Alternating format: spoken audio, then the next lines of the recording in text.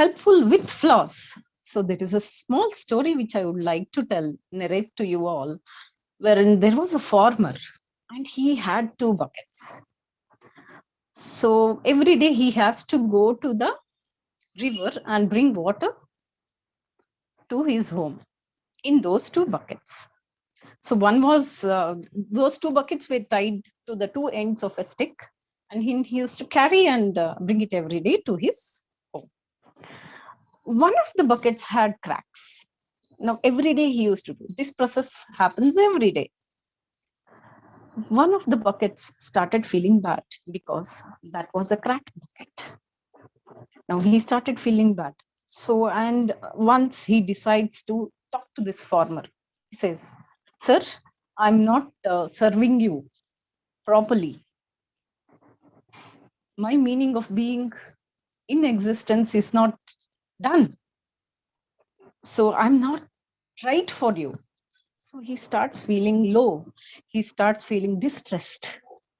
Then farmer feels, okay, let me talk to him. Then next morning, the farmer decides to talk to the bucket. Then he says, "I want you to come with me for a walk." He takes this bucket with him for a walk along the whole riverside and along the pathways where he took this bucket and he showed along the side. What was there? That was a very wonderful life. So life had sprung up everywhere. Now he says to the bucket, "Look at this beautiful life along the path side. And do you know who is responsible for this?" The bucket says, "No, I don't know. It is you." So what the farmer had done was, every day before taking this bucket, he has plowed the seeds of flowers, because he knew this bucket was cracked and that water shouldn't be wasted. So what he felt was, let it be useful.